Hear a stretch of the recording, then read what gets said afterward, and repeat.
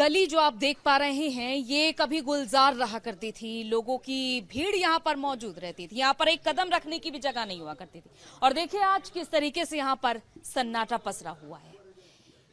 ये दुकान supreme tailors के नाम की दुकान, यहीं पर कन्हैया लाल की हत्या हुई थी 28 जून की वो तारीख, जब अचानक से एक वीडियो सामने आता है, गर्दन पर कन्हैया लाल की चाकू से हमला कर दिया जाता है और दो आरोपी गौस और रियाज अत्तारी जो यहीं से ही इसी रोड से सीधे यहां से फरार हो जाते हैं। लोगों को जरा भी अंदाजा नहीं लग पाता है, 30 से 40 सेकंड में, मात्र 30 से 40 सेकंड में काम लग जाता है और इसी गली से यहां से फरार हो जाते हैं आरोपी।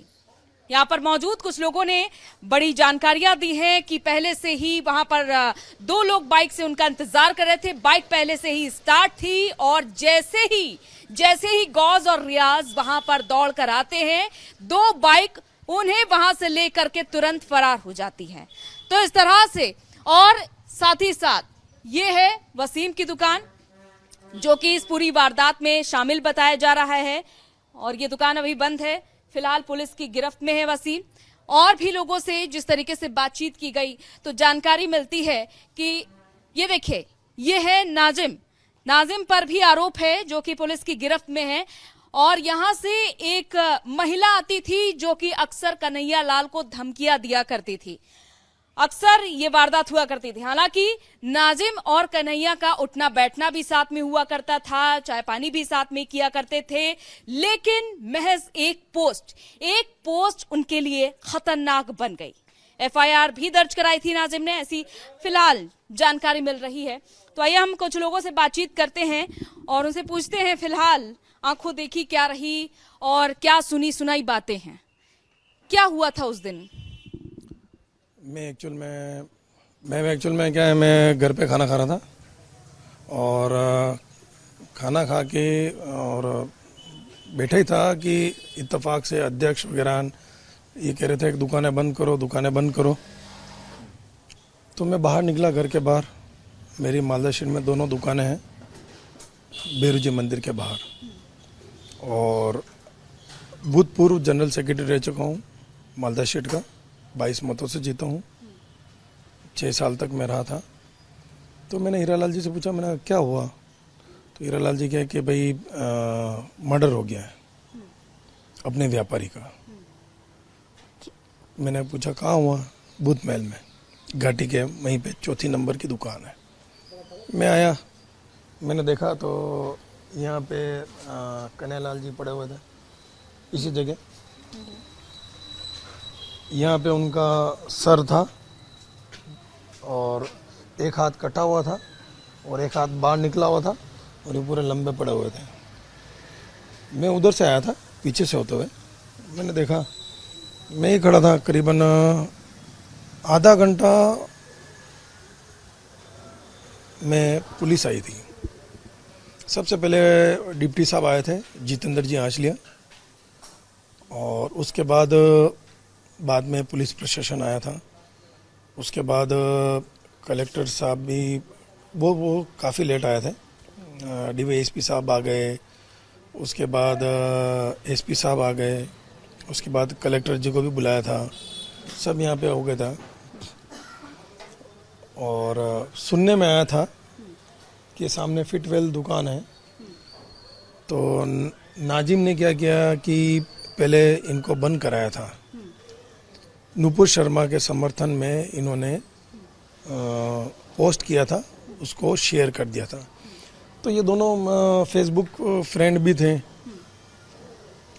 और फिर बाद में इन्होंने बोला तो इन्होंने माफ़ी मांग ली, सब कुछ कर लिया, लेकिन इन्होंने एफआईआर दर्ज कर दी। धानमंडी थाने में एफआईआर भी दर्ज हुई थी और कन्हैया लाल जी जेल भी गए थे 2-3 दिन, वहाँ से जमानत लेके आए।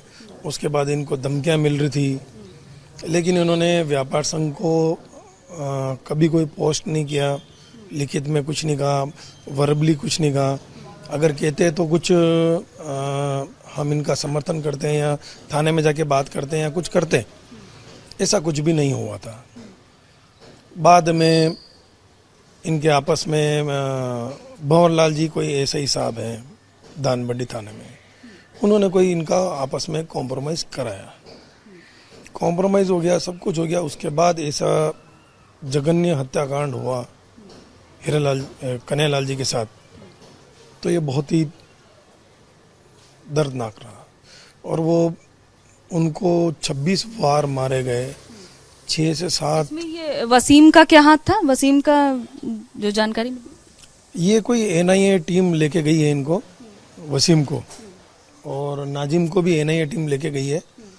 वसीम को लेके गई एनआईए टीम, यहाँ पे शायद खड़े थे या रेकी ली थी या क्या हुआ है, ये कुछ अभी नोटिस में नहीं आया है।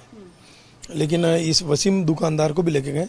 ये वसीम करीबन 15 साल से 6-7 साल से तो इसकी खुद की दुकान है।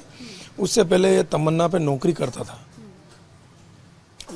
छोटा सा है, ज़्यादा उम्र नहीं है, 25-26 साल की इसकी उम्र होगी। ये वहाँ पे नौकरी करता था।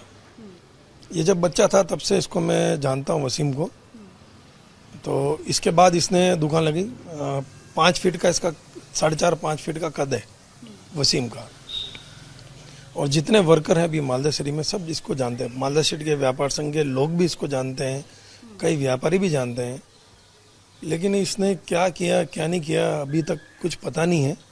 यानी कि इस पूरी वारदात में मिली भगत थी वसीम की, नाजिम की, और ये जो बड़ी जानकारी मिल रही है कि कुछ ही सेकंड में काम लगाया गया। और ये पूरी वारदात जो साजिश रची जा रही थी, ये काफी दिनों से रची जा रही थी। आसपास की दुकानों में बैठकर मीटिंग की जाती थी और तब कहीं जाकर इस वारदात को बड़ी ही सोच समझ के साथ अंजाम दिया गया। दोनों आरोपियों के तार पाकिस्तान से भी जुड़े हुए पाए गए और यहां तक कि पाकिस्तान में बैठे इनके आका माइंड वॉश कर रहे थे। पहले गौस से जुड़े, गौस ने रियाज का माइंड वॉश किया और तब जाकर उनको बार बार कॉल भी आते थे कि अभी तक तुमने वारदात को अंजाम क्यों नहीं दिया, तुमसे नहीं हो पाएगा, इस तरह के उनको कॉल आते थे। फिलहाल सूत्रों के हवाले से ये बड़ी जानकारी मिली है।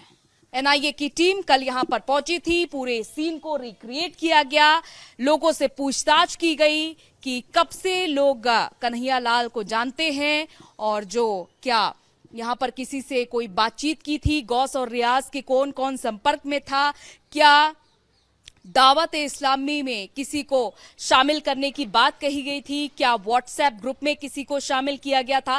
इस तरह के सवाल एनआईए की टीम ने कल यहां पर आकर के किए हैं और उस दिन वारदात के दिन कौन कौन यहां पर मौजूद था, उन सभी से जानकारी जुटाई है एनआईए की टीम ने। तो फिलहाल अब देखना होगा कि आगे और कौन कौन से बड़े कनेक्शन निकल कर सामने आते हैं। फिलहाल सूत्रों के हवाले से ये बड़ी जानकारी मिली है। कैमरा पर्सन अनूप सत्संगी के साथ अंजलि राजावत, रिपब्लिक भारत के लिए उदयपुर।